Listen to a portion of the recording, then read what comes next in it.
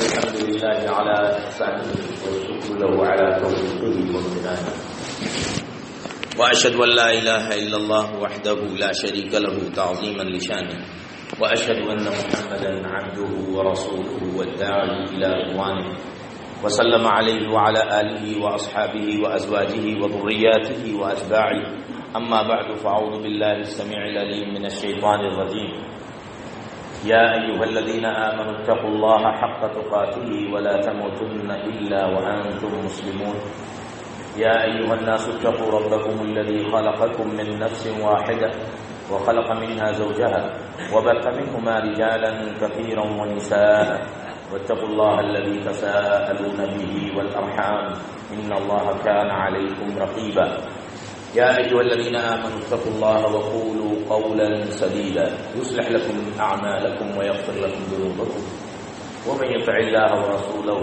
فقد فاز فوزا عظيما وقال جل سبحانه أعوذ بالله من الشيطان الرجيم ومن الناس من يشتري لهو الحديث ليضل عن سبيل الله بغير علم ويتخذها هزوا أولئك لهم عذاب مهين وإذا تتلى عليه آياتنا ولى مستكبرا كأن لم يسمعها كأن في أذنيه وقرا وبشره بعذاب أليم. وعن الزبير يعني زبير بن العوام رضي الله عنه قال رسول الله صلى الله عليه وسلم من كذب علي متعمدا فقد كفر رواه مسلم. وعن سلمة بن الأكوع رضي الله عنه قال رسول الله صلى الله عليه وسلم من يقول ما لم أقل فليتبوأ مقعده من النار رواه البخاري.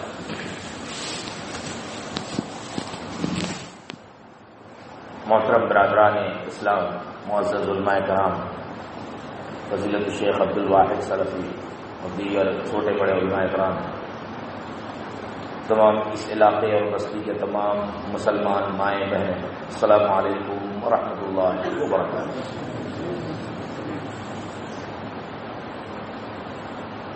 سب سے پہلے ہر قسم کی تعریف، توصیف، بڑائی، بزرگی، کبریائی، عظمت و جلال، حمد و ثنا اور شکر و سپاس ہو صلی اللہ عظیم وحدہ لا شریک احد الصمد کے لیے، جس نے آسمانوں کو بلندی، زمین کو وسعت، پہاڑوں کو استقرار اور ٹھہراؤ، پانی کو شفافیت، ہوا کو بہاؤ اور ہمیں قوت گویائی، اسلام، قرآن کریم، رسول عربی، توحید، منہج سلف جیسی عظیم نعمت عطا فرمائی۔ ربنا لک الحمد حتی ترضی ولک الحمد اذا رضیت ولک الحمد بعد الرضا۔ بعد ازاں اندیب کی درود و سلام ہو تمام انبیاء کرام، بالخصوص محمد عربی سید الاولین والآخرین، امام الانبیاء والاصفیاء والاولیاء والشہداء والصلحاء والمرسلین، محمد عربی محمد رسول اللہ صلی اللہ علیہ وسلم۔ کہ آپ نے دین پہنچانے میں کسی طرح کی کوئی خیانت اور کوتاہی نہیں کی، پوری دیانتداری اور امانتداری کے ساتھ اللہ کا پیغام بندوں تک پہنچا دیا۔ بڑا بخیل ہے وہ شخص جس کے پاس محمد عربی کا نام آئے اور وہ صلی اللہ علیہ وسلم بھی نہ کہہ سکے۔ اللہم صلی علی محمد وعلی آل محمد کما صلیت علی ابراہیم وعلی آل ابراہیم انک حمید مجید۔ اللہم بارک علی محمد وعلی آل محمد کما بارکت علی ابراہیم وعلی آل ابراہیم انک حمید مجید۔ تحمید و تسلیم اور حمد و صلاۃ کے بعد گزشتہ کئی دنوں سے خطابات ہو رہے ہیں، لیکن حق یہ ہے کہ پتہ نہیں کیا بات ہے، یہاں آنے کے بعد ذرا خوشی کا احساس ہوا۔ شاید یہاں کی اس بستی کی مٹی میں کوئی ایسی بات ہے کہ آنے کے بعد طبیعت خوش ہو گئی۔ پھر سبھی لوگوں کے پاس جذبات ہیں، سب لوگوں کا اپنا اپنا نظام ہے، مگر یہاں کا جو ساؤنڈ سسٹم ہے مجھے سب سے زیادہ پسند آیا۔ اللہ رب العالمین آپ کو مزید توفیق عطا فرمائے، ہر اچھے کام میں تمام لوگوں کی مدد فرمائے۔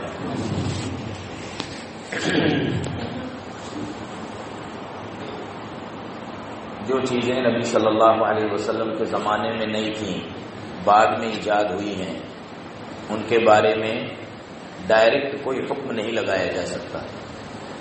ماچس کی تیلی ہے، ہم یہ نہیں کہہ سکتے کہ یہ حرام ہے۔ اگر کوئی ایک آدمی یا چند لوگ ماچس کا غلط استعمال کریں تو اس کی وجہ سے ماچس حرام نہیں ہوگی۔ ایسے ہی تمام چیزیں جو بعد میں ایجاد ہوئی، چاہے وہ مائک ہو، چاہے ٹی وی ہو، چاہے کوئی بھی ایجادات میں سے کچھ بھی ہو، اس کا عمومی حکم نہیں ہوگا کہ یہ حرام ہے، نہیں، بلکہ اس کا استعمال طے کرے گا کہ یہ حرام ہے یا حلال ہے۔ ماچس سے اگر کوئی کسی کی کھیتی جلا رہا ہے، یا ماچس سے اگر کوئی سوسائڈ کر رہا ہے جل کر، تو سب سے پہلی بات تو یہ ہے کہ اس میں ماچس کا دوش نہیں ہے، کم ہے۔ دوسری بات یہ ہے کہ اس حد تک کے ماچس پر حکم لگے گا، ساری ماچسوں پر حکم نہیں لگے گا۔ ایسے ہی ٹی وی ہے، ٹی وی ایک ایجاد ہے جو اللہ کے رسول صلی اللہ علیہ وسلم اور صحابہ کرام کے زمانے میں نہیں تھی۔ اب اگر کوئی ٹی وی کو پازیٹو یوز کرتا ہے، مثبت استعمال کرتا ہے کہ اس پر علماء کرام کے بیانات دیکھ رہا ہے، اس میں بہت ساری نالج کی چیزیں دیکھ رہا ہے، مگر اس میں ناچ گانے نہیں دیکھ رہا ہے، تو اس کے اس مثبت استعمال کے باوجود بھی کوئی اگر یہ کہتا ہے کہ یہ حرام ہے تو یہ صحیح نہیں ہے، عام حکم نہیں لگے گا۔ ہاں، کسی چیز کا کثرت استعمال اگر خراب ہے، یعنی کوئی ایسی چیز ہے جس میں خباثت زیادہ ہے اور اچھائی کم ہے، آپ یہ مت کہنا کہ میں نے ٹی وی کو حلال کہہ دیا ہے۔ کسی چیز میں خباثت زیادہ ہے اور اچھائی کم ہے تو اس چیز سے بچنا ضروری ہے۔ آئیے دیکھتے ہیں، میں مثال کے طور پہ عرض کر دوں، اللہ رب العالمین نے فرمایا اعوذ باللہ من الشیطان الرجیم یسألونک عن الخمر والمیسر قل فیہما اثم کبیر ومنافع للناس واثمہما اکبر من نفعہما۔ وہ لوگ آپ سے پوچھتے ہیں جوئے کے بارے میں اور شراب کے بارے میں، شراب کے بارے میں اور جوئے کے بارے میں، قل فیہما اثم کبیر، کہ اے نبی آپ فرما دیجئے کہ اس میں یہ شراب کی حرمت سے پہلے کی آیت ہے، بالکل لیا حرام نہیں ہوئی تھی شراب، پہلی تمہید کے طور پر اللہ نے بیان کیا۔ ان سے کہہ دیں آپ کہ شراب اور جوئے میں بڑا گناہ ہے، بڑی تباہی ہے، وَفِيهِمَا إِثْمٌ كَبِيرٌ وَمَنَافِعُ لِلنَّاسِ۔ ہاں لوگوں کا اس میں کچھ فائدہ ضرور ہے، کیسے؟ جو ظاہراً لگتا ہے فائدہ، اس لیے قرآن نے منافع کہا۔ جوا کھیلنے کے بعد ایسا لگتا ہے بہت کم محنت کرنے کے بعد بہت زیادہ پیسہ آ گیا۔ شراب پینے کے بعد ایسا لگتا ہے ڈرائیور کو کہ گاڑی چلانے میں بڑی سہولت ہو رہی ہے، بہت آسانی سے میں گاڑی چلا رہا ہوں۔ کئی ڈرائیورز کہتے ہیں جب تک نشہ نہیں کرتا مزہ نہیں آتا گاڑی چلانے میں، یا دماغ صحیح ڈھنگ سے کام کرنے لگتا ہے۔ اگر کوئی انسان ایسا کہتا ہے تو قرآن میں اللہ نے کہا ہاں ٹھیک ہے، آپ کے جسمانی اعتبار سے کچھ فائدہ ہو سکتا ہے، مگر اس میں فائدے کے مقابلے میں نقصان زیادہ ہے۔ یہ شراب کی تمہید کے طور پر اللہ نے بیان کر دیا۔ تو معلوم یہ ہوا اگر کسی چیز کی حرمت کا حکم صاف الفاظ میں نہیں آیا ہے تو ہمیں ان چیزوں کی تمہید پر نظر رکھنا چاہیے کہ ان میں نقصان زیادہ ہے کہ فائدہ زیادہ ہے۔ اگر نقصان زیادہ ہے تو وہ حرام کے قریب ہوں گے، حلال کے قریب نہیں ہوں گے۔ شاید آپ نے دیکھا ہوگا کچھ لوگ چور راستہ نکالتے ہیں مکروہ کہہ کر۔ ہاں، شریعت میں کریہا کے الفاظ استعمال ہوئے ہیں اور فقہ میں بہت جگہ مکروہ کے الفاظ استعمال ہوئے ہیں، لیکن یہ سمجھنے کی بات ہے کہ حلال اور حرام جو کلیئر ہیں ان کے بیچ میں اگر آپ کوئی مکروہ کو مانتے ہیں کہ کوئی چیز ناپسندیدہ ہے، تو میرا آپ سب سے سوال ہے، آپ بتائیے کہ وہ مکروہ حلال کے قریب جائے گا کہ حرام کے قریب جائے گا؟ کدھر جائے گا مکروہ؟ اگر مکروہ کو آپ مان بھی لیتے ہیں کہ اس چیز کو اللہ نے ناپسند کیا یا اللہ کے پیغمبر صلی اللہ علیہ وسلم نے ناپسند کیا، تو وہ حلال کے قبیل سے نہیں آئے گا بلکہ حرام کے قبیل سے آئے گا۔ تو معلوم یہ ہوا کسی چیز کا اکثر حصہ یا اس کا زیادہ تر پہلو نقصان دہ ہے، حرام تک لے جا سکتا ہے، تو وہ چیز بھی گرچہ حرام نہیں مگر حرام سے دور بھی نہیں ہوگی، حرام کے قریب ہوگی۔ ساری وضاحت کے ساتھ میں آپ کو عرض کرتا ہوں، یہ موبائل ہے۔ کچھ ہمارے بزرگ حضرات ہوں گے شاید جن کے پاس موبائل نہ ہو، اور کچھ بہت چھوٹے بچے ہوں گے جن کے پاس موبائل نہ ہو، ورنہ آج موبائل ہر فرد کے ہاتھ میں ہے۔ اور وہ پہلے جو آیا تھا وہ موبائل نہیں ہے، بلکہ اپڈیٹ وقت کے ساتھ ساتھ موبائل اپڈیٹ ہو رہا ہے۔ موبائل کہتے کس کو ہیں؟ موبائل کہتے ہیں گشتی فون کو۔ جب موبائل نہیں تھا دنیا میں تو فون ہوا کرتے تھے، ٹیلی فون، مگر وہ فون بیچارہ چلتا پھرتا نہیں تھا، ایک جگہ لگا رہتا تھا، کبھی وائر لگتا تھا کبھی وائرلیس ہوتا تھا، مگر اسے لے جایا نہیں جاتا تھا۔ پھر ایک فون آیا جس کا نام ہی رکھا گیا موبائل فون، یعنی گشتی فون، چلتا پھرتا فون۔ اب فون تو ہٹا دیا گیا، موبائل بولا جانے لگا۔ یہ ہے موبائل۔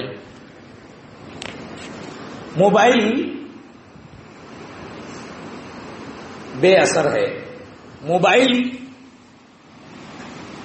اپنی تمام تر فتنہ انگیزیاں کب لاتا ہے؟ جب اس میں انٹرنیٹ ہو۔ تو معلوم یہ ہوا کہ یہاں بھی حکم ذرا بدل جائے گا۔ جو موبائل انٹرنیٹ سے پاک ہے، جس میں انٹرنیٹ نہیں ہے، صرف بات ہوتی ہے، ہاں آپ کہاں ہیں، میں یہاں ہوں، خیریت، اس موبائل کے بارے میں تو ہم یہ کہہ سکتے ہیں کہ اس کا زیادہ تر استعمال پازیٹو ہے، اس میں منفی اثرات نظر نہیں آ رہے ہیں۔ لیکن جس موبائل میں انٹرنیٹ کی سہولت ہے، در حقیقت وہ موبائل نئی نسل کے لیے، نیو جنریشن کے لیے بہت ہی تباہ کن ہے۔ شاید آپ کو یہ بات سمجھ نہ آئے، مگر اگلے 5 سال 10 سال کے بعد آپ کو اور زیادہ کلیئر سمجھ میں آئے گی یہ کتنا تباہ کن ہے۔ انٹرنیٹ کیا ہے؟ انٹرنیٹ وہ جال ہے، آپ جانتے ہیں نیٹ یعنی جال۔ انٹرنیٹ وہ جال ہے جس پر عیسائی مشنریوں کا تسلط ہے اور یہودی لابی کی اجارہ داری ہے۔ شاید سمجھنے میں آسانی ہو۔ انٹرنیٹ وہ عالمی جال ہے، دنیا بھر کا جال جس میں مچھلیوں کو پھانسا جاتا ہے، اور اس جال پر حکومت کس کی ہے؟ عیسائیوں کی، اور مرضی کس کی چلتی ہے؟ یہودیوں کی۔ یعنی اس کا منافع یہودیوں اور عیسائیوں میں بٹتا ہے، اور دونوں اس میں مداخلت کرتے ہیں، اور اس جال سے انسانوں کی بڑی تعداد کو پھنسایا جا رہا ہے۔ وہ ہے انٹرنیٹ۔ آپ اپنے گھر میں بھی اپنی مرضی سے نہیں جی رہے ہیں، آپ کے بچے آپ کے اختیار میں نہیں رہ گئے ہیں، یہودیوں نے اپنے اختیار میں کر لیا ہے۔ بچے ہمارے گھروں میں ہیں، مگر یہود و نصارہ کے اختیار میں ہے یہ انٹرنیٹ، موبائل، اینڈرائڈ ڈیوائس۔ میرا بچہ، میں اسے محنت مزدوری کر کے کھلاؤں، اس کو تعلیم دوں، اس کی پرورش و پرداخت کروں، اور اس کا ریموٹ کنٹرول یہود و نصارہ کے ہاتھ میں۔ وہ پہنے گا جو وہاں سے اس کو کہا جائے گا، وہ کھائے گا، اس طریقے سے کھائے گا اس طریقے سے جیے گا جو طریقہ اس کو وہاں سے فراہم کیا جائے گا. اس طرح سے ہمارے ہاتھ سے ہمارے بچے نکل رہے ہیں، ہماری نسل نکل رہی ہے. دنیا کو، مسلمانوں کو نئی نسل کی ضرورت ہے جو دین حق پر ڈٹی رہے، اور ہمارے ہاتھ سے ہماری نسلیں جا رہی ہیں، ہم دیکھ کر بھی کچھ نہیں کر سکتے. یہ ہے انٹرنیٹ، موبائل. حکم میں نے بتا دیا. اس کی شرانگیزی یہ ہے کہ اینڈرائڈ موبائل میں دونوں عظیم فتنے جمع ہو گئے. یوں تو ہر زمانے میں مسلمانوں کو روحانی طور پر کمزور کرنے کے لیے لڑکیوں کو پش کیا جاتا تھا. مسلم حکمرانوں کو لڑکیوں کا دل دادا یا نشے کا دل دادا بنایا جاتا تھا. یا تو لڑکیوں سے ان کو توڑا جاتا تھا، یا ان کی شہوتیں خریدی جاتی تھیں، یا ان کو نشے کا غلام بنایا جاتا تھا. اس طرح سے ان کو روحانی طور پر کمزور کیا جاتا تھا. مگر یہ جو فتنہ آیا ہے اس میں دو فتنے شامل ہیں. دنیا میں ان دونوں فتنوں کے علاوہ تیسرا کوئی فتنہ ہی نہیں ہے. ایک فتنہ ہے شہوتوں کا فتنہ، اور ایک فتنہ ہے شبہات کا فتنہ. شکوک و شبہات کا فتنہ اور شہوتوں کا فتنہ. شکوک و شبہات وہ ابلیسیت ہے، شیطان کے وہ ہتھ کنڈے ہیں جس سے انسان کا عقیدہ خراب ہو جاتا ہے. اللہ کے بارے میں شک، رسول اللہ صلی اللہ علیہ وسلم کے بارے میں شکوک، اسلام کے بارے میں شکوک، قرآن کے بارے میں شک، احادیث رسول کے بارے میں شکوک. جب شبہات کے فتنے میں کوئی گرفتار ہوتا ہے تو اس کی دنیا تو چھوڑیں، آخرت تباہ ہو جاتی ہے. وہ ایسا سمجھتا ہے کہ میں مذہب پر قائم ہوں، مگر وہ ملحد ہوتا ہے. اسے یہ گمان ہوتا ہے کہ میں مومن ہوں، مگر حقیقت میں وہ منافق ہوتا ہے. اسے ایسا لگتا ہے کہ میں موحد ہوں، مگر وہ مشرک ہوتا ہے. اسے ایسا لگتا ہے کہ میں سنت پر عمل کر رہا ہوں، مگر وہ بدعتی ہوتا ہے، مبتدع ہوتا ہے. شبہات کا فتنہ وہ ہے جو انسان کے عقیدے پر وار کرتا ہے. لیکن جو لوگ آسمانی شریعت کو مطمح نظر رکھتے ہیں، منہج سلف پر نظر رکھتے ہیں، اللہ کی کتاب کو پڑھتے ہیں، اللہ کے پیغمبر کی سیرت کو پڑھتے ہیں، صحابہ کرام کے طور طریقے پر عمل کرتے ہیں، شبہات کے فتنوں کے ذریعے شیاطین ان کو گمراہ نہیں کر پاتے، ان سے مایوس ہو جاتے ہیں. ان کو ہم توحید میں ہلا نہیں سکتے، ان کو ہم سنت کی اتباع میں ہٹا نہیں سکتے. تو پھر شیاطین دوسرے راستے سے ان کے پاس آتے ہیں، اور وہی دوسرا راستہ شہوت کا راستہ ہے.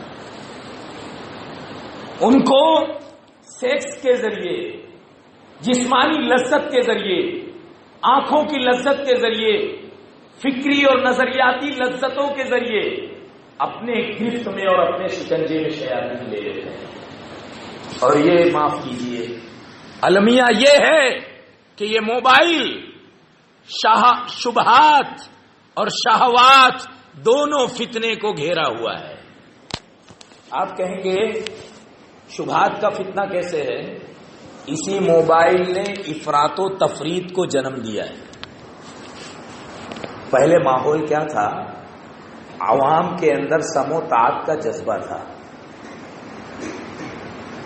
وہ ادوار، وہ زمانے، جن ادوار و زمانے میں انبیاء نہیں تھے، لوگ انبیاء کے وارثین کی اتباع کرتے تھے، ان کی پیروی کرتے تھے، مذہب کے بارے میں ان سے رہنمائی لیتے تھے، ان کی عزت و تعظیم کرتے تھے، ان کا احترام کرتے تھے، اور سمجھتے یہ تھے کہ جس مذہب کی ہم بات کر رہے ہیں اس مذہب کو سمجھانے والے امام المفسرین، نفسیات کے امام، علوم کے امام، اماموں کے امام، نبیوں کے امام، سید الاولین والآخرین موجود نہیں ہیں. لہذا ہمیں اب یہ کتاب کون سمجھائے گا تو پھر وہ انبیاء کے وارثین کی طرف متوجہ ہوتے تھے، علماء کو کچھ سمجھتے تھے. مگر اس موبائل نے افراد کا ایسا فتنہ جنم دیا ہے کہ موبائل کے علماء پیدا ہوئے، انٹرنیٹ کے مفتیان پیدا ہوئے، جن کی نظر میں قرآن کی کوئی حیثیت نہیں ہے، جن کی نظر میں حدیث کی کوئی حیثیت نہیں ہے، جن کی نظر میں محدثین کی کوئی حیثیت نہیں، جن کی نظر میں مفتیان کی کوئی حیثیت نہیں، علماء کی کوئی تعظیم نہیں. کیوں؟ اس لیے کہ وہ جب چاہیں کوئی بھی آیت دیکھ کر فتوے دے سکتے ہیں، وہ جب چاہیں کوئی بھی حدیث دیکھ کر فتوے دے سکتے ہیں. امت کو گمراہ کر کے چھوڑ دیا، ضلالت اور گمراہی میں مبتلا کر دیا، اور وہ اپنی اپنی مسندوں سے اسلام کی تبلیغ کرنے لگے. اس جگہ پر بیٹھ کر میں کہتا ہوں، قسم رب عرش عظیم کی، محدثین کی طرح علماء کے سامنے جس نے ذانوِ تلمذ اختیار نہیں کیا ہے، اس کو قرآن کی کسی آیت کے بارے میں، نبی کے فرمان کے کسی آیت کے بارے میں، کسی فرمان کے بارے میں کچھ بھی رائے قائم کرنے کا اختیار نہیں ہے. قرآن کی آیت کے سامنے بڑے سے اسپیکر کہہ رہے ہیں، بڑے اسکالر جنہوں نے حدیث اور اصول حدیث نہیں سمجھا، تفسیر اور اصول تفسیر نہیں سمجھا، فقہ اور اصول فقہ نہیں جانتے، شریعت کی نبض نہیں جانتے، عربی زبان میں ایک آیت کا ترجمہ نہیں کر سکتے، وہ اپنی رائے پیش کر رہے ہیں. میرے نزدیک یہ ایسا ایسا ہے، میرے خیال میں یہ مسئلہ ایسا ہے. آپ کا مطلب کیا؟ آپ کی حیثیت کیا؟ آپ کے گھر میں کوئی بیمار ہے، آپریشن کی ضرورت ہے، کسی انجینئر کے پاس آپریشن کرائیں گے؟ کسی درزی کے پاس، ٹیلر کے پاس جا کر کہیں گے تجھے بھی کاٹنا سلنا آتا ہے، لے ذرا سا یہاں سے کاٹ کر اس کی کڈنی دھو کے پھر سے سل دے؟ کاٹنا سلنا تجھے بھی آتا ہے. کسی اسکول کے ٹیچر سے کہیں گے لکھنا پڑھنا تجھے بھی آتا ہے، چل کورٹ میں میرا کیس لڑ لے. ہاں، جس نے کبھی شریعت کی تعلیم کی گہرائی کو نہیں سمجھا اس سے آپ فتویٰ ضرور پوچھیں گے. کیوں؟ اس لیے کہ شریعت کا رب گرفت نہیں کر رہا ہے، اس لیے کہ محمد عربی صلی اللہ علیہ وسلم اور آپ کے خلفائے راشدین گرفت کرنے کے لیے یہاں موجود نہیں ہیں. تو آپ آزاد ہیں، آپ شریعت کی شکل جیسے چاہیں بگاڑیں، کوئی بولنے والا نہیں ہے. جو چاہے حلال کو حلال کرے، جب چاہے حرام کو حلال کر دے، کوئی بولنے والا نہیں ہے. کیوں؟ میں آزاد ہوں، کون مجھے کہے گا؟ میرے پاس جگہ ہے، میرے پاس کیمرے ہیں، میرے پاس سہولیات ہیں، میں وقت کا سب سے بڑا مفتی ہوں. بولو، میرے فالوورز، فین فالوورز زیادہ ہیں. یہ حیثیت ہے اس موبائل کی وجہ سے. کسی کو خاطر میں نہیں لا رہے ہیں. دلیل ہے میرے پاس. تجھے کیا معلوم بیچارے کہ ایک نقطے کی قدر و قیمت کیا ہے؟ وہ اگر اوپر لگا ہو تو لفظ خدا ہے، وہی نقطہ اگر اٹھا کر نیچے لگا ہو تو جدا ہے. مکھی نے اگر کہیں حاجت کر دی ہے اور تیرے پڑھنے میں مسٹیک ہو جائے تو اسے نقطہ سمجھ لے. کیوں شریعت کا چہرہ بگاڑ رہے ہیں؟ انشاءاللہ کسی موقع سے اس موضوع پر میں ضرور خطاب کروں گا.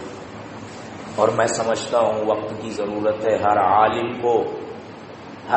کو دامے در میں، دامے در میں قدمے سخنے، ان جعلی مفتیوں کے پیچھے پڑ جانا چاہیے. آئیے میں ایک مثال دے دوں. بات ہماری کوئی اور موضوع پر ہے مگر معذرت کے ساتھ میں اس کو واضح کرنا چاہتا ہوں. عمر بن خطاب رضی اللہ عنہ کا زمانے خلافت ہے. کس کا؟ خلیفہ راشد عمر بن خطاب. دروازے پر کسی نے دستک دی، کسی کام میں تھے، باہر نہیں نکل سکے. تھوڑی دیر بعد فارغ ہوئے اور دروازے پر آئے تو دیکھا کوئی ہے ہی نہیں. جھانکا، گلی میں دیکھا، تو گلی کے نکڑ پر ابو موسیٰ اشعری موجود تھے رضی اللہ عنہ.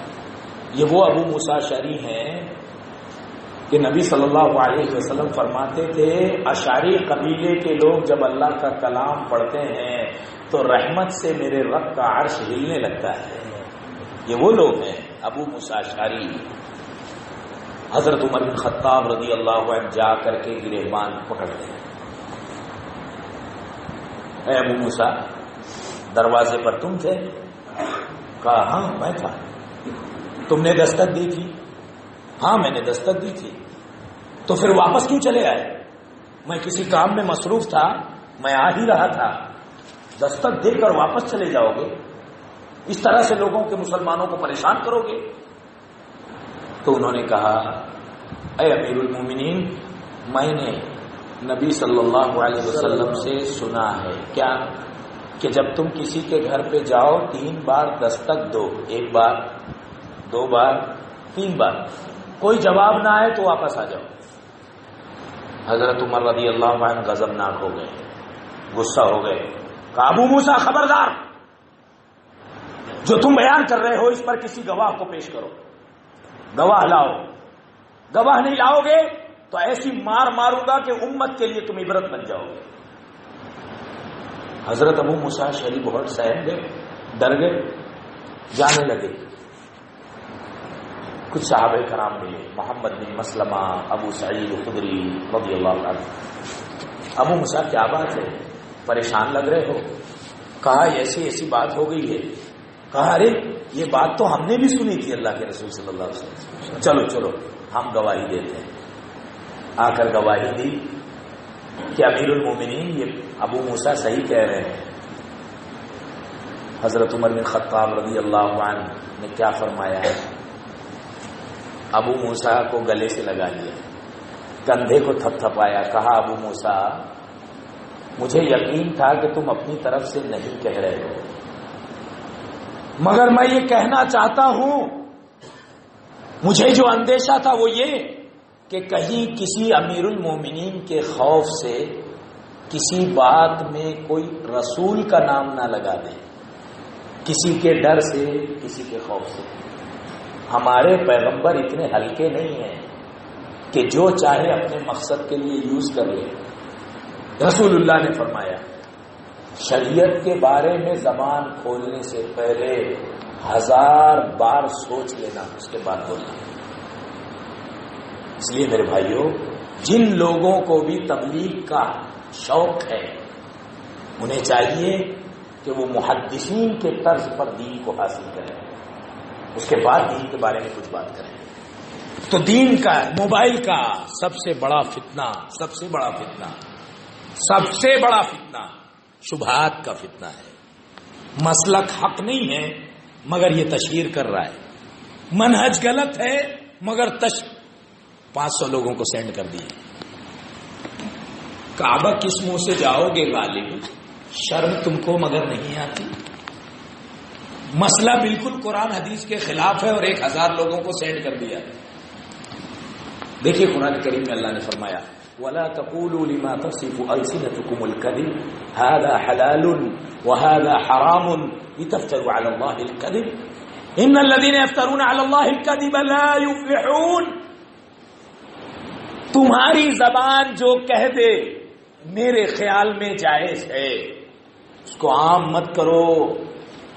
اپنی زبان سے حلال کو حرام اور حرام کو حلال مت کر کہ یہ حلال ہے یہ حرام ہے. اندازہ بھی ہے تو کس کے خلاف بول رہا ہے, تم کس کے خلاف بول رہے ہو, اللہ کے خلاف بول رہے ہو. اور جو لوگ اللہ کے خلاف جھوٹ بولتے ہیں وہ کبھی کامیاب نہیں ہو سکتے. امام مسلم رحمہ اللہ نے ابو ہریرہ رضی اللہ عنہ سے روایت نقل کی ہے کہ رسول اکرم صلی اللہ علیہ وسلم نے فرمایا کفا بالمرء کذبا ان يحدث بكل ما سمع. امام بخاری نے زبیر بن عوام رضی اللہ عنہ سے روایت نقل کی کہ رسول اکرم صلی اللہ علیہ وسلم نے فرمایا من کذب علی متعمدا فلیتبوأ مقعده من النار. جو میرے خلاف جان بوجھ کر جھوٹ بولے وہ اپنا ٹھکانہ جہنم بنا لے. اور آئیے سلمہ بن اکوع رضی اللہ عنہ سے امام بخاری رحمہ اللہ نے روایت نقل کی ہے کہ رسول اکرم صلی اللہ علیہ وسلم نے فرمایا من یقل ما لم اقل فلیتبوأ مقعدہ من النار، جس نے وہ بات کہی جو میں نے نہیں کہی، میرا نام لگا دیا، یوز کر لیا، رسول کو یوز کیا، جس نے وہ بات کہی میرے حوالے سے جو میں نے نہیں کہی، فلیتبوأ مقعدہ من النار، تو وہ اپنا ٹھکانہ جہنم کو بنا لے۔ اس نے شریعت سے کھلواڑ کی ہے، اس نے رسالت سے کھلواڑ کی ہے، اس نے عظمت نبوت کو چیلنج کیا ہے، اس نے نیا دین بنانے کی کوشش کی ہے، اپنا ٹھکانہ جہنم بنا لے۔ تو سب سے بڑا فتنہ یہ ہے کہ اس نے خود ساختہ مفتیوں کو جنم دیا ہے، اس نے خود ساختہ شریعت کو جنم دیا ہے۔ موبائل کا دوسرا بڑا فتنہ شہوت کا ہے۔ جو بچے کچے لوگ یہ سب نہیں کرتے، ابھی میں یہ بات بھی عرض کر دوں کہ حضرت علی کے نام سے اقوال چل رہے ہیں، کچھ بھی بات لکھی ہے نیچے لکھا ہے علی، اٹھایا موبائل اور 100 لوگوں کو سینڈ کر دیا۔ اب تو نوبت یہ آ گئی ہے کہ کوئی چیز لکھی ہے اور نیچے بریکٹ میں لکھا ہے بخاری و مسلم۔ ظاہر ہے آپ نے پوری صحیح بخاری اور پوری صحیح مسلم نہیں پڑھی ہے، تو آپ یہ کیسے سمجھ سکتے ہیں کہ یہ بخاری مسلم کی حدیث ہے کہ نہیں ہے، جب خود میں نے تحقیق کی کہ یہ جو بات لکھی ہے یہ یقیناً اللہ کے رسول کی نہیں ہو سکتی صلی اللہ علیہ وسلم۔ آؤ دیکھو کہ وہ نمبر جو لکھا ہے وہ نمبر پر حدیث ہے، پوری بخاری پوری مسلم میں دیکھ لی گئی، مگر وہ کہیں کوئی رسول کے نام سے وہ چیز ہے ہی نہیں۔ یہ چل رہا ہے روافض کی جانب سے، شیعہ کی جانب سے۔ یقین نہیں آئے تو جان لیں مستشرقین کی جانب سے۔ مستشرقین کس کو کہتے ہیں؟ مستشرق کہتے ہیں اس آدمی کو جو اسلام کا دشمن ہے، یا تو وہ یہودی ہو یا عیسائی ہو یا کافر ہو، بت پرست ہو، اسلام کا دشمن ہے مگر وہ آپ سے زیادہ عربی جانتا ہے، عربی میں بات کرتا ہے، قرآن کا علوم سیکھا ہے، حدیثیں اس نے سیکھی ہیں، کیوں؟ اسلام کو نقصان پہنچانے کے لیے، مسلمانوں کو نقصان پہنچانے کے لیے۔ ایسے مستشرقین کی جانب سے میسج بنائے جا رہے ہیں، فارورڈ کیا جا رہا ہے۔ اب آپ کو تو عالم کی ضرورت نہیں ہے، علماء کی رہنمائی کی ضرورت نہیں ہے، تو آپ سینڈ کریں، مگر یاد رکھیں فَلْيَتَبَوَّأْ مَقْعَدَهُ مِنَ النَّارِ، رسول کا نام لگا کر ایسی بات کہی جو رسول نے نہیں کہی تو اپنا ٹھکانہ جہنم بنا لے۔ کیوں؟ اس لیے کہ دین کا چہرہ بگڑ رہا ہے، دین کی شناخت، دین کی پہچان بدل رہی ہے، اور ہمارا دین مکمل اور محفوظ بھی ہے۔ موبائل کا ایک نقصان جو شبہات سے بچے وہ شہوات میں گرفتار ہو گئے۔ شہوات کا نقصان کیسا ہے؟ قرآن کریم کی آیت کریمہ دیکھیے، اللہ نے فرمایا وَمِنَ النَّاسِ مَن يَشْتَرِي لَهْوَ الْحَدِيثِ لِيُضِلَّ عَن سَبِيلِ اللَّهِ بِغَيْرِ عِلْمٍ وَيَتَّخِذَهَا هُزُوًا أُولَٰئِكَ لَهُمْ عَذَابٌ مُّهِينٌ۔ کچھ لوگ یا اکثر لوگوں میں سے بہت سے لوگ ایسے ہیں جو لہو الحدیث کو پیسہ دے کر خریدتے ہیں۔ تقوی، پرہیزگاری آپ کو کسی بازار میں ملے گا نہیں، مگر فحش کے بہت سارے وسائل آپ کو بازار میں ملیں گے۔ بہت سے لوگ ایسے ہیں جو پیسہ دے کر لہو حدیث کو خریدتے ہیں۔ لہو الحدیث کیا ہے؟ شیخ الاسلام ابن قیم رحمہ اللہ نے فرمایا گانے بجانے کے تمام وسائل سب لہو الحدیث ہے۔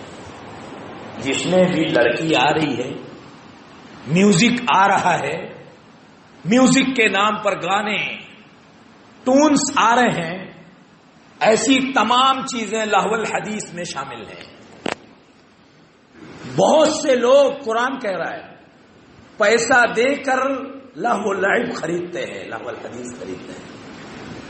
وَمِنَ النَّاسِ مَن يَشْتَرِي لَهْوَ الْحَدِيثِ، کیوں؟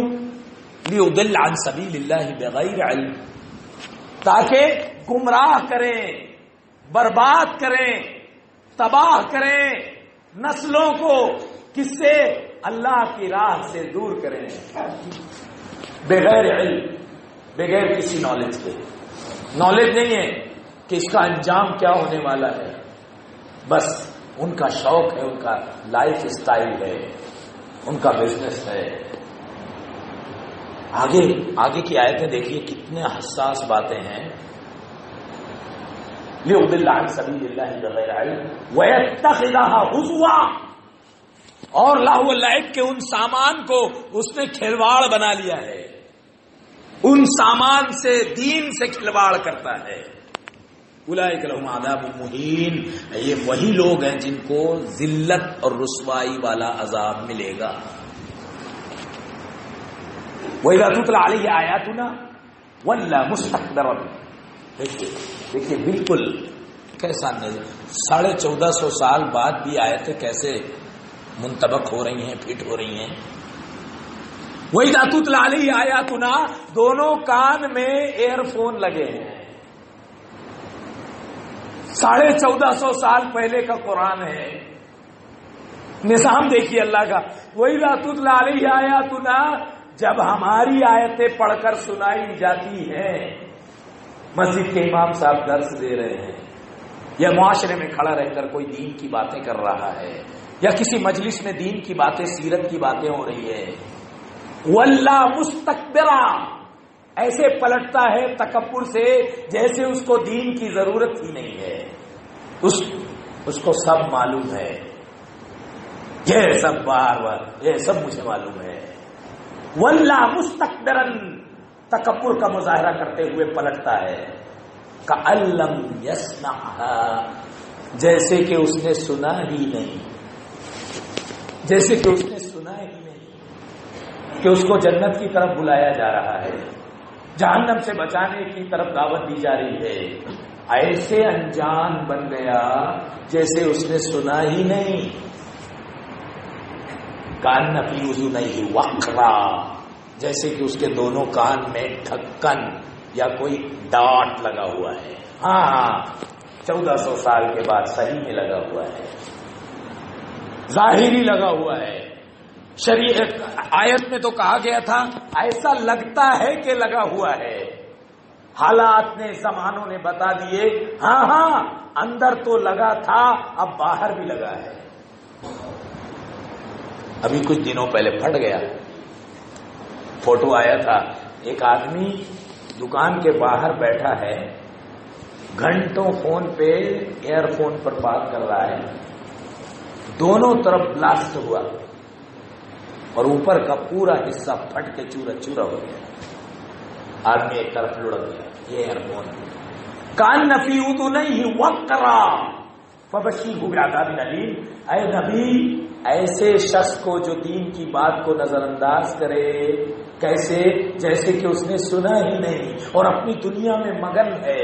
فبشرہ بعذاب الیم، ایسے انسان کو اے نبی دردناک عذاب کی خوشخبری سنا دے. دردناک عذاب. شریعت کو نظر انداز کیا. فحش کا اڈا ہے یہ موبائل. ہمارے بیڈ روم تک پہنچ گیا ہے فحش. ہم کہاں ہیں؟ حاجی صاحب آپ نے یہ جو وائی فائی کا کنیکشن لگوایا ہے، آپ کی جو جوان سال بیٹی ہے جو شہر کے مشہور کالج میں پڑھتی ہے، غیر مردوں کے ساتھ اٹھتی بیٹھتی ہے، اس کے پاس اینڈرائڈ موبائل آپ نے دیا ہے تاکہ دنیا آپ کو لبرل سمجھے، ترقی یافتہ سمجھے، بہت ترقی پسند سمجھے. آپ نے یہ جو موبائل دیا ہے جوان لڑکی کو، اور جس کالج میں وہ جا رہی ہے غیر مردوں سے مل رہی ہے، اور گھر میں آپ نے وائی فائی کا کنیکشن لگوا دیا ہے اور وائی فائی کا پاسورڈ اسے معلوم ہے. آپ اس سے اچھی امید کر رہے ہیں کہ اچھے دن دکھائے گی؟ معاف کیجئے، اپنے کمبل کے اندر وہ کیسی کیسی گھناؤنی چیٹنگ کر رہی ہے، آپ کو بتا دیا جائے تو شاید اٹیک آ جائے. کیسے کیسے ویڈیو آپ کا جوان بیٹا یہ جو سامنے صوفے پر بیٹھا ہے آپ سے کچھ ہی فاصلے پر ہے، کیسے کیسے گندے ویڈیوز دیکھ رہا ہے اور شیئر کر رہا ہے. اگر وہ ویڈیو آپ دیکھ لیں تو آپ کی روح کانپ جائے. ایسا آپ کو لگتا ہے کہ آپ کی 5 نمازیں آپ کو جنت میں لے جائیں گی؟ قسم اللہ کی، قرآن کہتا ہے یا ایھا الذین آمنوا قوا انفسکم واہلیکم نارا، اے مومنو اپنے آپ کو اور اپنے گھر والوں کو جہنم سے بچا لو. تم کتنی بھی نمازیں پڑھ لو، تمہارے گھر والوں کو اگر نہیں تم نے سمجھایا، جہنم سے نہیں روکا، تو یہ تمہیں جہنم میں گھسیٹ لیں گے.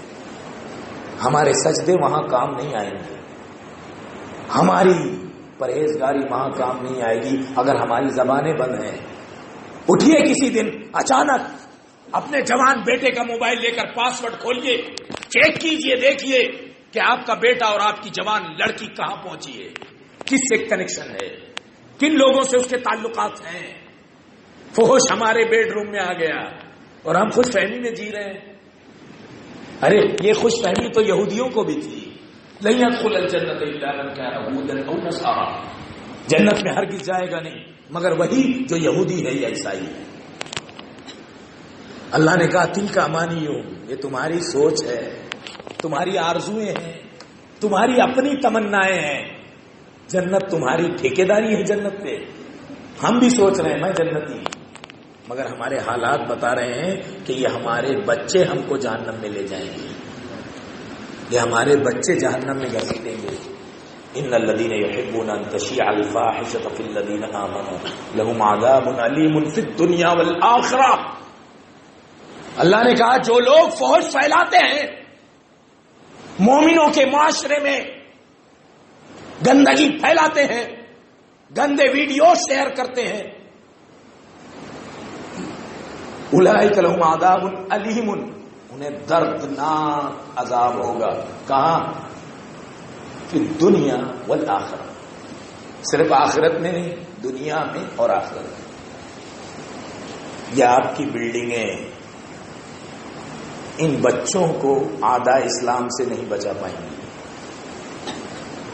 یہ ہماری عمارتیں ان کو دشمنان اسلام سے بچا نہیں پائیں گی اگر ہم نے ان کو تربیت نہیں دیا، اگر ہم نے ان کے دل و دماغ میں عقیدہ نہیں گھسا دیا. اسلام، اسلامی کلچر، اسلامی تہذیب و ثقافت کی، اسلامی کلچر کی اگر محبت ہم نے ان کے دلوں میں نہیں ڈالی، یہ ہماری عمارتیں، ہماری زمینیں، ہمارے اثر و رسوخ ان کو بچا نہیں پائیں گے، وہ ہلاک ہو جائیں گے. انہیں ان کے ہی مکانوں سے نکال کر نظر آتش کر دیا جائے گا. بدلنے کی اب بھی ضرورت ہے، اب بھی موقع ہے. فحش کو اپنے قریب نہ آنے دیں. آپ کے بیڈ روم میں ہے، یہود اپنی مرضی سے اپنی جگہ بیٹھ کر آپ کے بچوں کو ہینڈ اوور کر رہا ہے، قبضے میں کر رہا ہے، ان کی نفسیات سے کھیل رہا ہے، ان کی شہوتوں سے کھیل رہا ہے. اس کا حساب دینا پڑے گا. کتنا عجیب لگتا ہے. کوئی انہونی بات ہے نہیں، باتیں تو وہی ہیں جو اللہ کے کلام میں 1400 سال سے ہے، جو ہمارے گھر میں رکھی ہے. دھول لٹ رہی ہے قرآن کریم پر، ہمیں کھول کر پڑھنے کی، ترجمہ پڑھنے کی توفیق نہیں ہے. تو بہرحال میرے بھائیوں، شبہات اور شہوت کا عظیم فتنہ اینڈرائڈ موبائل. جب تک بچہ کوئی ڈگری نہ لے لے اس کو آپ لینے کی بھی اجازت نہ. اس سے بہت سارے فتنے ہیں. میں عرض کروں گا. پہلے ٹائم بتا کتنی دیر ہے چلنے؟ کب تک ٹائم ہے؟ 10 بجے تک ہے بس. ٹھیک ہے.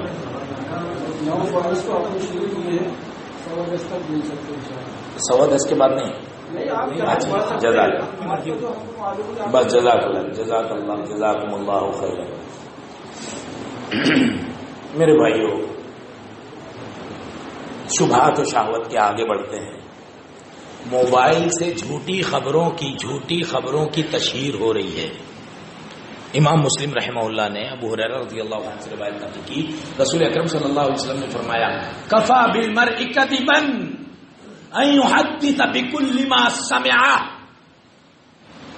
کسی کی پیشانی پر لکھا ہے کہ وہ جھوٹا ہے کہ سچا ہے؟ نہیں. اللہ کے پیغمبر نے کہا آدمی کو جاننا ہے، جانچنا ہے، پرکھنا ہے کہ آدمی کیسا ہے، سچا ہے کہ جھوٹا ہے. تو یاد رکھو، جو انسان بغیر کسی تحقیق کے جو سنے وہ آگے شیئر کر دے وہ جھوٹا ہے. جو سنے بغیر تحقیق کے وہ آگے شیئر کر دے وہ جھوٹا ہے. میرے پاس ایک خبر آئی کسی کی لڑکی کے بارے میں، کسی کی عصمت اور عزت کے بارے میں، مسلم قوم کے بارے میں. کس اسپیکر نے کہا، اس کی نیت کیا تھی وہ میں نہیں جانتا، میں صرف شیئر کرنا جانتا ہوں.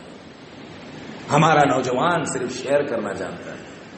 جس نے کوئی بات سنی بغیر تحقیق کے آگے فارورڈ کر دی وہ آدمی جھوٹا ہے. اللہ نے مومنوں سے مخاطب ہو کر فرمایا یا ایھا الذین آمنوا ان جاءکم فاسق بنبأ فتبینوا. اے مومنوں، کوئی فاسق اگر کوئی بات تمہارے کان میں لائے تو پہلے اس کی تحقیق کر لو، پہلے اس کی تحقیق کر لو کہ وہ بات صحیح ہے کہ نہیں ہے. تو ایک بڑا نقصان یہ ہے کہ جو بھی خبریں ہمارے پاس آ رہی ہے ہم اس کو آگے فارورڈ کر رہے ہیں. اگر ایسا ہے تو یہ جھوٹا ہونے کی علامت ہے. سیاسی خبریں دیکھیے، احد کے میدان سے اللہ کے نبی صلی اللہ علیہ وسلم اور صحابہ کرام پریشان ہو کر نکلے تھے. کیوں؟ اس لیے کہ فتح شکست میں بدل رہی تھی. ابو سفیان جو اس وقت مسلمان نہیں تھے رضی اللہ عنہ، وہ اپنے لوگوں کو لے کر مکہ جا رہے تھے. راستے میں انہوں نے کہا ایسا کیوں نہیں ہوتا کہ مسلمان کمزور ہو چکے ہیں، ہم پلٹ وار کرتے ہیں اور ان کی اینٹ سے اینٹ بجا دیتے ہیں. تو سرداران مکہ نے کہا ابو سفیان جو ہمیں کرنا تھا ہم نے کر لیا، اب سیدھے مکہ چلو.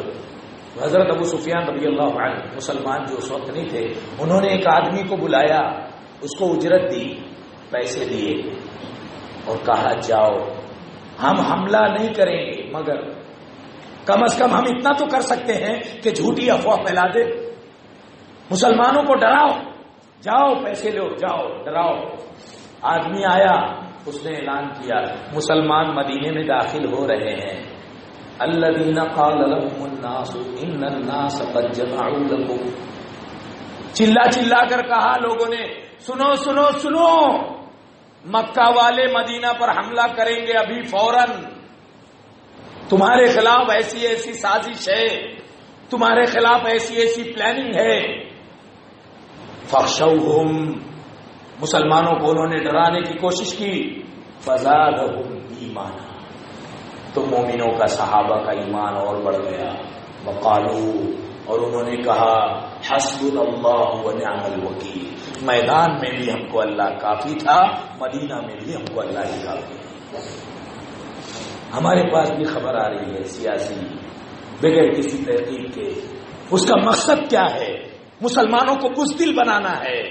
پھیلا رہے ہیں ہم نیکی سمجھ کر. ارے وہ اسپیچ سن کر، وہ باتیں سن کر مسلمان بزدل ہوں گے، بزدل ہو جائیں گے. ڈیلیٹ کرنا چاہیے تھا تو فارورڈ کر رہا ہے، اس لیے کہ اس کو شریعت کا علم نہیں ہے، وہ اس کو نیکی سمجھ رہا ہے. تو یہ جو شیئر کرنے اور فارورڈ کرنے کا مسئلہ ہے یہ بہت ٹیڑھا ہے. یہ اینڈرائڈ موبائل ہے. میں اس کے بارے میں جو بات اور عرض کرنا چاہتا ہوں وہ یہ کہ اینڈرائڈ موبائل نے مونوفوبیا کا مرض لاحق کر دیا ہے. مونوفوبیا یہ ایک مرض ہے، ہر وقت موبائل کا نشہ. آپ سب صبح اٹھتے ہیں، آنکھ کھلتی ہے تو سب سے پہلے ہمارا نوجوان کیا کرتا ہے؟ باتھ روم میں جانے سے پہلے منہ دھونے سے پہلے، وضو کرنے سے پہلے موبائل چیک کرتا ہے کہ کیا نیا میسج آیا ہے. مسجدوں میں موبائل یوز کر رہا ہے، ہر جگہ موبائل کا نشہ. اس موبائل نے مونوفوبیا کو جنم دیا ہے. معصوم بچے موبائل کے لیے بزید ہیں. اگر انہیں موبائل نہ دو تو اس کا نقصان ہم اپنی آنکھوں سے دیکھ رہے ہیں. اسی موبائل نے مونوفوبیا کے علاوہ اس سے خارج ہونے والا ریڈیشن جو جنریٹ ہوتی ہے موبائل سے، اس سے ایک شعاع نکلتی ہے جو ہمیں نظر نہیں آتی. کیسے؟ جیسے بیکٹیریاز نظر نہیں آتے، جراثیم نظر نہیں آتے، ایسے موبائل، اینڈرائڈ موبائل سے ایک شعاع نکلتی ہے، ریڈیشن جنریٹ ہوتی ہے جو انسان کے دماغ پر اور آنکھوں پر وار کر رہی ہے. ہمیں اندازہ بھی نہیں ہے ہمارے پاس کتنی بڑی مصیبت ہے. یہ تو 10-20 سال بعد ہی اندازہ ہوگا. یہ موبائل ہے جو اینڈرائڈ موبائل جس میں انٹرنیٹ ہے، اس موبائل کے وائبریشن سے بلڈ سرکولیشن ہو رہا ہے، برین پر ڈائریکٹ اٹیک ہو رہا ہے. آپ ہی کو نہیں، ہما شما میں ہر کسی کو جو نظر نہیں آ رہا ہے. وائبریشن، بلڈ سرکولیشن،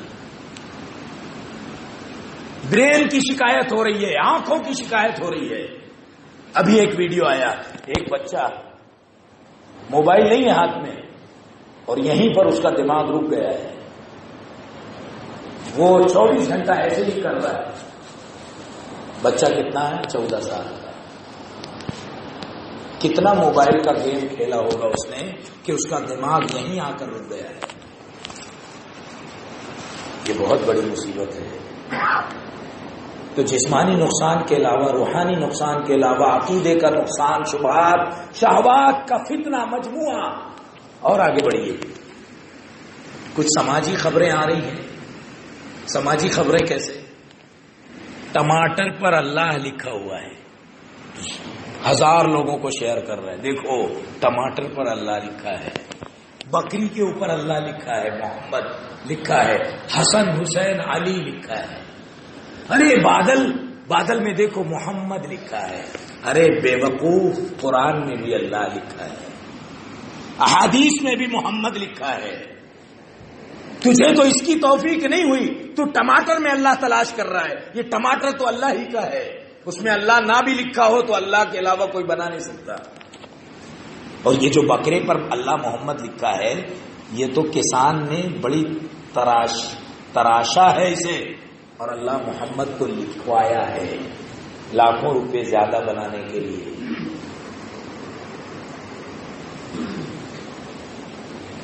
سماجی تشہیر، سیاسی تشہیر، خبروں کی تشہیر، شریعت کا چہرہ بگاڑ دیا. اور واٹس ایپ میں جو چیٹنگ ہو رہی ہے، واٹس ایپ کیا ہے؟ واٹس ایپ ایک مجلس ہے، ایک محفل ہے. دیکھیے ہم سب یہاں بیٹھے ہیں، ہم میں سے وہ شخص جو حرکتیں واٹس ایپ پہ کرتا ہے ذرا یہاں کر کے بتائیں. ہم واٹس ایپ کو کیا سمجھ رہے ہیں؟ واٹس ایپ گروپ ایک مجلس ہے، محفل ہے، چھوٹے بڑے، اچھے برے، عالم جاہل سب وہاں پر موجود ہے. آپ جو شیئر کر رہے ہیں، جو فارورڈ کر رہے ہیں، ایک مجلس میں فارورڈ کر رہے ہیں، اس بات کو نہ بھولیں. مجلس میں شیئر کر رہے ہیں. وَإِذَا رَأَيْتَ الَّذِينَ يَخُوضُونَ فِي آيَاتِنَا فَأَعْرِضْ عَنْهُمْ حَتَّى يَخُوضُوا فِي حَدِيثٍ غَيْرِهِ. اللہ کا فرمان ہے مجلس کے بارے میں، دنیا کی ہر مجلس کے بارے میں. وَإِذَا رَأَيْتَ الَّذِينَ يَخُوضُونَ فِي آيَاتِنَا، جب تو دیکھ لوگوں کو کہ ہماری آیتوں سے چھیڑ چھاڑ کر رہے ہیں، شریعت سے چھیڑ چھاڑ کر رہے ہیں، فَأَعْرِضْ عَنْهُمْ، وہاں سے فوراً اٹھ جا، لیفٹ ہو جا، فوراً وہاں سے لیفٹ ہو جا. حتی یخوضوا فی حدیث غیرہ، یہاں تک کہ وہ دوسری اچھی باتیں کرنے لگے. مجلس سے لیفٹ ہو جاؤ، نکل جاؤ. واٹس ایپ گروپ ہے، دنیا کی خرافات مچی ہے، تنازعات پھیلے ہوئے ہیں، الزامات کا لامتناہی سلسلہ جاری ہے، گالی گلوچ تک بات آ گئی ہے. اور ہم مومن ہیں، اس مجلس کا حصہ ہیں، ان فتنوں کا حصہ ہیں. قرآن کہہ رہا فاعرض عنہم، لیفٹ ہو اگر تم مومن ہے، حتی یخوضوا فی حدیث غیرہ، وَإِمَّا يُنْسِيَنَّكَ الشَّيْطَانُ فَلَا تَقْعُدْ بَعْدَ الذِّكْرَىٰ مَعَ الْقَوْمِ الظَّالِمِينَ۔ شیطان اگر تجھے بھلا دے، غلطی سے تو مجلس میں بیٹھ جا تو یاد آنے کے بعد کہ میں مجھ سے غلطی ہو گئی دوبارہ وہاں مت بیٹھ، ورنہ ظالم تو ہے۔ کسی مجلس میں کوئی غلط کام ہو رہا ہے، ہم بیٹھیں گے؟ واٹس ایپ گروپ ایک مجلس ہے، محفل ہے، کچھ شیئر کرنے سے پہلے بھی خیال رکھیں، اور کوئی گندگی پھیلی ہے تو وہاں سے لیفٹ ہو جائے اور آگے بڑھتے ہیں۔ واٹس ایپ کے علاوہ فیس بک، اللہ رحم فرمائے، انسٹاگرام، ٹک ٹاک، گوگل، یوٹیوب، جو چاہیے آپ کو ملے گا، جتنا برہنہ ویڈیو چاہیے آپ کو دستیاب ہے، ہر سہولت فراہم کر دی، فواحشات منکرات کی سارے دروازے کھول دیے، فواحشات و منکرات کے سارے دروازے کھول دیے۔ نبی محترم نے فرمایا تھا، شیخ ابن ماجہ نے عبداللہ ابن عمر رضی اللہ عنہما سے ایک تفصیلی روایت نقل کی ہے، اس کا پہلا جملہ ہے اذا ظہرت المعاصی اذا ظہرت الفاحشۃ فی قوم اعلنوا بها الا ابتلوا بالسنین وشدۃ المونہ وجور السلطان الا ابتلوا بالطواعین والاوجاع التي لم تكن في اسلافهم الذين مضوا۔ جب کسی قوم میں فحش پھیل جائے گا، گندگی کو گندگی نہیں سمجھیں گے، گناہ کو گناہ نہیں سمجھیں گے، علل اعلان گناہ ہوگا، تو اللہ کے نبی صلی اللہ علیہ وسلم نے فرمایا اس قوم کو طاعون جیسی بڑی بیماریوں میں مبتلا کیا جائے گا، الا ابتلوا بالطواعین والاوجاع التي، اور ایسی قحط سالی اور ایسا تنگ گزرانی زندگی، ایسا بحران، ایسی معاشی بدحالی کہ ان کے پرکھوں نے سوچا بھی نہیں تھا۔ آج پیر پھیلانے کی جگہ نہیں ہے، تا حد نگاہ زمینیں آپ کے پرکھوں کی تھی، ان کے پرکھوں نے، بزرگوں نے سوچا بھی نہیں ہوگا ہماری نسلیں دانے دانے کو محتاج ہوں گی اور زمین زمین کی محتاج ہوں گی۔ کس لیے؟ اپنے عمل کی وجہ سے۔ گناہ عذاب کا ایک بڑا دروازہ ہے۔ تو میرے بھائیوں، واٹس ایپ، گوگل، فیس بک، ٹک ٹاک، خیر کر سکتے ہیں تو ٹھیک ہے، ورنہ لیفٹ ہو جائے۔ دنیا کا جسم کا بھی سکون ہے، روح کا بھی سکون ہے۔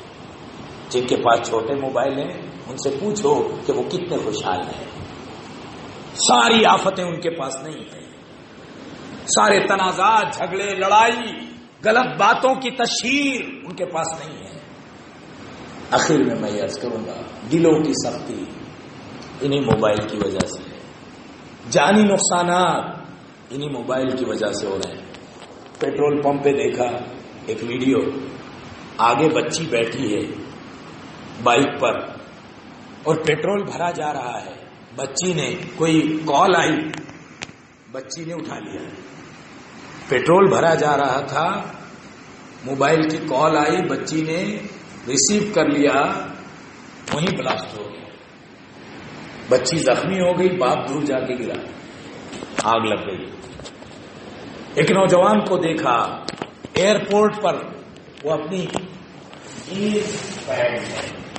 وہ پینٹ جس کو دیکھنے سے ایسا لگتا ہے کہ اس کو پہلے پہنا گیا ہے بعد میں سلا گیا ہے، پہنا کیسے ہوگا سمجھ ہی نہیں آتا، یہ بند کمرے میں کیسے چڑھایا ہوگا کھینچ کھینچ کے، اندازہ ہی نہیں لگتا۔ وہ پینٹ میں پیچھے موبائل گرم ہو گیا، ایئرپورٹ پہ جہاں بہت سارے لوگ رہتے ہیں، مجمع عام کے بیچ میں موبائل وہیں پر پھٹا اور جگہ پر وہ پورا نوجوان برہنہ ہو گیا، پورا کپڑا جل گیا، پورا نوجوان برہنہ ہو گیا۔ چارجنگ پہ لگا کر ایک کان میں لگایا وہ موبائل، چارجنگ میں لگائے، موبائل چارج ہو رہا ہے اور ایئر فون بھی لگا ہوا ہے، موبائل بھی پھٹا، آدمی بھی زخمی ہو گیا۔ مہاراشٹر کے ایک علاقے ممبئی تھانے میں ماں باپ نے پہلے تو عادت بنا دی بچے کی موبائل دینے کی. میری مائیں بہنیں سنیں، آپ کا بچہ اگر ضد کر رہا ہے تو اس کا حل یہ نہیں ہے کہ آپ اپنا موبائل اس کو دے دیں، اس کو کھلونے دیں، اس کو کھانے پینے کی چیزیں دیں. مائیں اپنے بچوں سے پیچھا چھڑانے کے لیے ان کو موبائل دے رہی ہیں. یاد رکھیے یہ کھلی سادہ کتاب ہے، اس پر جو لکھیں گے وہ تحریر ہوگا. بچہ ایک ضد کر رہا تھا، ماں باپ نے موبائل دے دے کر اس کی عادت ڈال دی. جب رات میں ماں باپ کو جوش چڑھا کہ آج سے بچوں کو ہم موبائل نہیں دیں گے، روزانہ دینے والے ماں باپ نے جب ایک رات میں اپنے بچے کو سختی سے منع کیا کہ یہ بچہ کمبل کے اندر اوڑھ کے روتا ہوا لیٹ گیا. صبح جب رات کے کسی پہر میں صبح سے پہلے جب اس کی آنکھ کھلی تو اس بچے نے تیز دھار ہتھیار سے ماں باپ اور بہن اور بھائی سب کو ذبح کر دیا.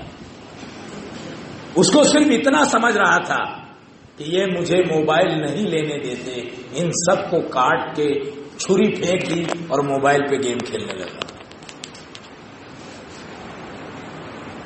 ہم نے اس لائق بنایا، ہم نے اس کی عادت ڈالی، اس کے دماغ کو ہم نے اس کا نشہ چڑھا دیا.